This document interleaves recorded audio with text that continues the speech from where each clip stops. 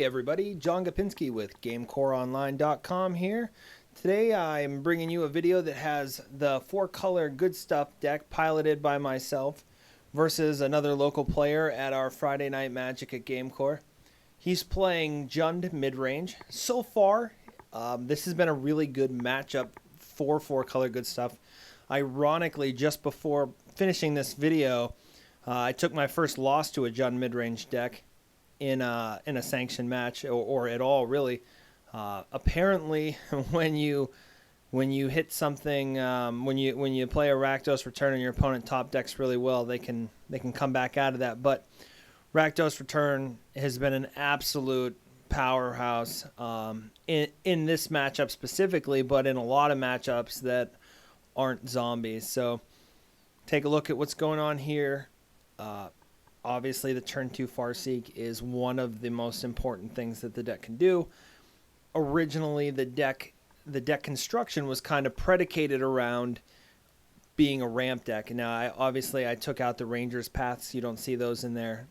That card, initially, I had thought would be really good, but I think it's until Gate Crash comes and gives us Stomping Grounds, that card's not quite ready to be played, at least not in a deck like this. I did play against an Epic Experiment deck, and it seems like it makes a lot of sense in a deck like that. So here the Jund opponent follows suits with his own Farseek. I've played against Jund Midrange. It states I played it twice, 2-0'd both of the opponents with the 4-color Good Stuff. I mean, remember, this deck started off as a Jund deck. I mean, I guess when I say remember, that's hypothetically. If you've followed what I've video podcasted so far, the deck started off as a Jund deck, and I could not hold myself back, I should say, from switching to the white creatures. I mean, Restoration Angel with Thragtusk is probably the most important part of this deck, or, Restoration Angel in general with all of the creatures in this deck. I mean, it's essentially a pseudo Bloodbraid Elf. Really good, obviously. If you played with Bloodbraid Elf, you remember how powerful it is. Restoration Angel kind of generates the same type of advantage. So I added the white, and then when I looked at the mana base, ultimately, it really didn't change anything to splash the black back into the deck. So that gave me back Dreadbore, and that gave me back Rakdos Return. So Huntmaster here for my opponent, not something that's very threatening to this deck. Huntmaster flips. The player that passes gets to kill the other Huntmaster with the way that priority works. But in this case, this deck's always packing Restoration Angels and stuff like that. So a lot of times that doesn't end up. It's kind of a one-sided affair. I can always pass my turn to flip my Huntmaster and kill his, but he can't really do it to kill mine. I guess since I have the Restoration Angel, if he goes to pass, I can flip mine on his turn, get the 2 life, get the additional 2/2 wolf, and then on my turn pass and kill his Huntmaster. So really nice in this matchup. Armada Worm's a real powerhouse.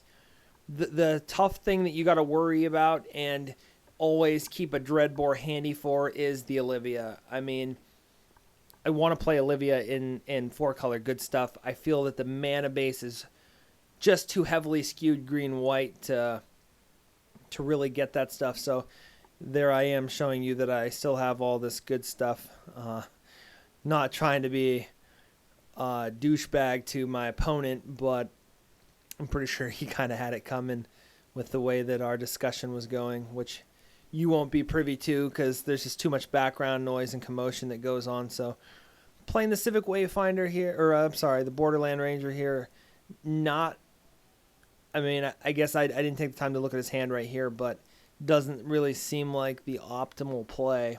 I guess if it's the best play that he has, then, that's what he has to do. But the Borderland Ranger, Huntmaster token aren't really going to stand up too well to double Armada Worm or Armada Worm plus token Broodmate Worm. So, I really like the way that this matchup is. I mean, if you feel that Jund Midrange is a deck that you expect for whatever kind of tournament that you're going to, that it's going to be part of your local metagame, then this is a great deck to capitalize on that meta with. So, yeah, he's going to take 10 here. He's going to save his guys. The trample really makes it so that it's not worth him blocking. And then Thragtusk just to kind of finish him up. I mean, at this point, if he has a Mizium Mortars, which I believe that he does, it really has next to no effect to my field. I get to keep both Armada Worms, and I get the 3/3. So I didn't really leave him with a whole lot of options by the way that the order that I played the cards. And now you'll see what I really like, and I'm not sure if I play it here in a minute, but that Angel of Serenity, and you'll see, yep, that right there. You'll see what it does is when you have a field like Armada Worm, Thragtusk, Huntmaster, which all kind of fit into that curve perfectly, the tempo that she generates, a lot of times you're just swinging into an empty field. So you're like, Angel of Serenity, remove this, this, and this, and there you have it. I have 15 points of damage on the field. So it almost would not matter what he had in play. I mean, he could have Grizzlebrand, he could have all kinds of good stuff. It looks like I was pretty excited there. So let's see what he's going to do here. He's going to Dreadbore the 1. And that slows things down a little bit. Obviously, he doesn't want to see me Restoration Angel blinking the Armada Worm, but hey, in a lot of cases, I'm just as happy to blink a Thragtusk. So and clearly getting a 3/3 isn't as good as getting a 5/5, and the life doesn't really seem too relevant in this matchup. So I would have obviously rather had the Armada Worm, but having the Thragtusk is kind of like a secondary resto target is strong enough for me. So he swings for 2 here. I decided to take the damage, in case he had a Pillar of Flame or anything like that. I was fairly confident that I was pushing lethal next turn unless he had some kind of a trick, which in this deck, most of their good stuff is sorcery speed. I mean, they got the Dreadbore as well. They got the... Okay, so here he basically tells me, the game is pretty much over. I think I'm maybe a land short from dropping the Angel, but anything he decides to do here is only going to help me out in combat. It's going to block the Thragtusk. Yep, with the Wolf, that's the right play there for him. And then I probably come down with the Thragtusk. I try to get him to scoop, show him that it's hard for me to make a decision. Here's the thing. You sometimes forget that when you have a lot of options, it can also become a challenge to play. Like, just because you have a bunch of really good cards in hand. I mean, I've definitely played games in my history of Magic that have taught me some lessons where, it doesn't seem like you can lose and you're pretty sure you're going to win. And, just a series of top decks or you brick land for a bunch of turns, and quickly things like that can turn around. So I didn't want to play any games here. I went with the Thragtusk just to kind of make it so that if he did have the Mizium Mortars, he wouldn't own up all my Restoration Angel and my Huntmaster. And again, I'm pretty sure he has the Mizium Mortars, so the Thragtusk really creates a bad situation for him because it leaves me with 6 power on the field, which is what happens right here. And then he pillars the Armada Worm, so he manages to clear my field nicely, but because I went with the Thragtusk, his nightmare is really not over yet. So I'm not sure if I rip the land here to finish him off or just some more Huntmaster. This game, he's going to choose to keep his Huntmaster around.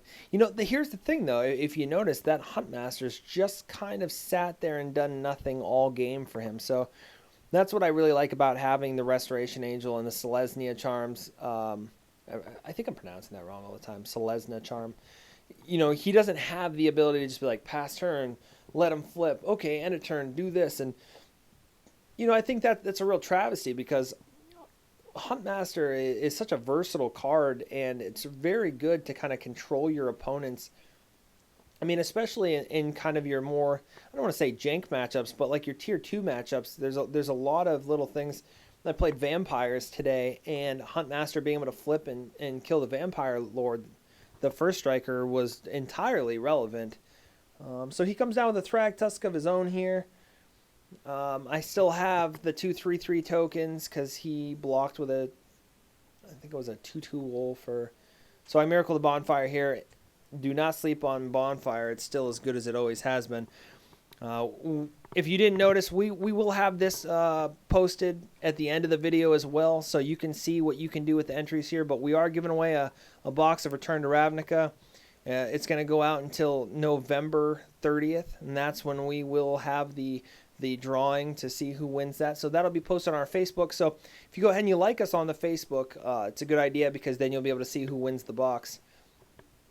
Game 2 here, I don't have my notes in front of me to see how I boarded, but likely there's not much you want to change about this matchup. I probably boarded in the third Rakdos Return because it really can come down to the first person to see a Rakdos Return in this matchup, or like happened to me today in the F&M. I Rakdos returned him for 3, got rid of the rest of his hand. All he had was a Huntmaster to my Huntmaster, and he top decks Pillar Flame, kills my Huntmaster. Then next turn, top decks Rakdos Return, gets rid of all of my cards. The next turn, top decks Thunder my Hellkite, and that game was over pretty quickly. I got the beatdown, and then game 3, and getting stuck on 3 land with 3 Huntmaster in hand, drawing them back to back. Not good when your opponent slaps down a turn 3 Olivia Voldaren. So you can definitely lose to the deck. But, if you keep your Selesnya Charms and you keep your Dreadboars back to kind of deal with stuff like the Olivia, or if they have the tech like Thundermaw Hellkite, or as this gentleman did, he had, and I don't know if you'll start seeing this, but he had Chandra the Firebrand in there so that he could cast double Rakdos Return, or, like he had said, just ping some guys, and then double Farseek was good enough for him a lot of the time. So I think I like the tech. I don't, with having in this build specifically with the white, having the Restoration Angels, I just want more targets for my Restoration Angels. So that's why I forewent the Garruk Primal Hunter, because I think he's really powerful, and I've said it a couple times. If there were a couple of cards that had a spot in this deck that I'm not playing, it would be Sigarda and Garruk Primal Hunter, as well as maybe some Gavany Townships. But like we've talked about before, I'm pretty greedy, clearly, by playing 4-color, but not quite greedy enough to play like 3 Gavany Townships in a 4-color deck, which maybe that's a mistake. Maybe that's something that I need to try out. Some people have actually suggested Entreat the Angels in this deck, and again, the lack of synergy with the Restoration Angel, and also the lack of white mana kind of keeps me away from Entreat.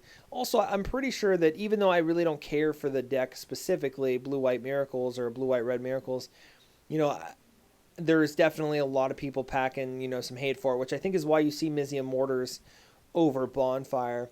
But I feel that because I'm not going to have triple red, like I do at this exact moment in time, all the time, I don't want to play Mizzium Mortars when I could just have Bonfire. If you've been watching these videos, you can see Bonfire Miracled pretty much in a mid-range deck like this is always going to win you the game. You could be behind and require it, and it can bail you out. There's actually a match. It's not posted yet. It'll be the next video that I work on, but it was round 3 of this F&M. And he goes ahead and he's playing a very similar brew to my deck. It's actually my cousin. We kind of started with his Jund variant. That deck was very good. I turned it into the 4-color. We started playing against each other, and he just couldn't beat it. So he decided to go ahead and kind of make a lot of the same changes. So this right here is going to end the game pretty much for my opponent. Rakdos Return, pitched his entire hand. Now he has a Thrag Tusk. I have a full grip.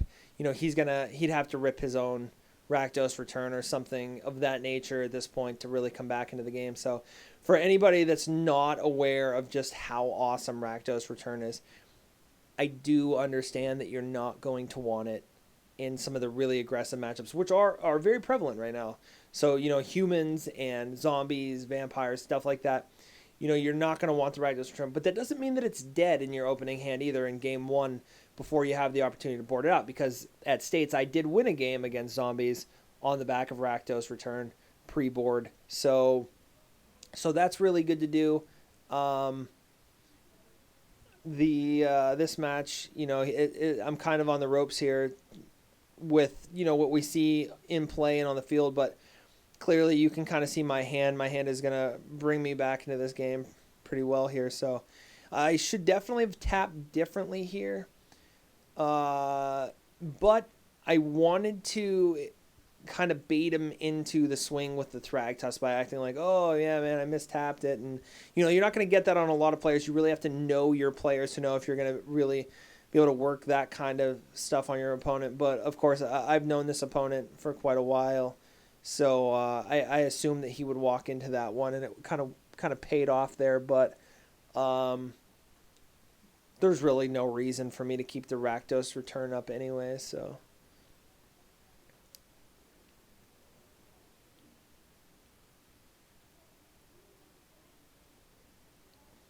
Sorry, just kind of looking to see what my next step is here. He's at 16, so yeah, so pushing this damage that he can't really mitigate is nice. And then, obviously there's no such thing as over-extenuating with Thragtusk, which I think is why we like him, and he's got land, so that's kind of how it plays out. Thanks for watching, guys. Check us out soon.